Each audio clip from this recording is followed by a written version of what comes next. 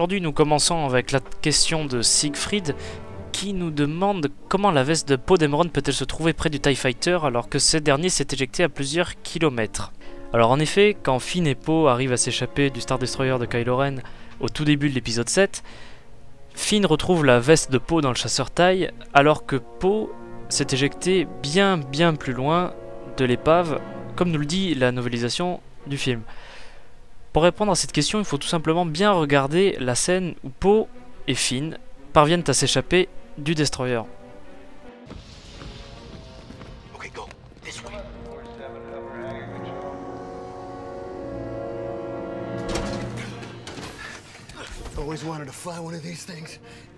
On peut remarquer que Poe quitte sa veste au moment où il s'assoit dans le TIE Fighter, ce qui permet à Finn de récupérer cette même veste dans le cockpit du TIE qui s'est crashé par la suite.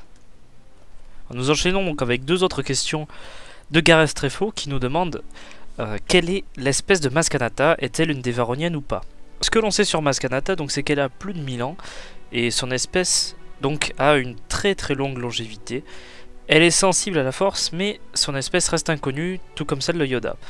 Elle n'est donc pas un membre d'une espèce existante et que l'on connaîtrait déjà, donc elle n'est pas une dévaronienne malgré la couleur de la peau orange qui est la même que cette espèce-là. Il nous demande également quelles espèces sont compatibles avec les humains. Nous allons voir qu'il est possible pour les humains de s'hybrider avec d'autres espèces qui leur sont proches. Seulement, les espèces en question sont quelquefois différentes entre l'univers légende et l'univers officiel. Pour ce qui est de l'univers officiel, nous avons dans le comics Princesse Leia les Alder Esperions, qui sont des hybrides humains et Esperions à la peau rouge, qui se sont mélangés avec le peuple aldéranien. Nous avons aussi dans The Clone Wars l'hybride Twi'lek humain, que l'on voit, c'est les enfants de la femme de Cut Lawquane, le clone déserteur. Et également, nous avons Rystal Sant, qui est une des danseuses du palais de Jabba dans l'épisode 6, qui est à moitié Thelan et à moitié humaine.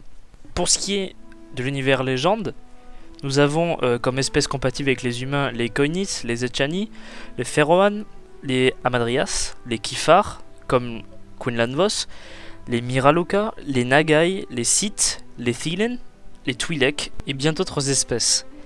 Nous avons aussi le cas des Dathomiriens qui serait un mélange entre les humains et les Abraks, et les humains et les Kalai donneraient naissance à des Lathago.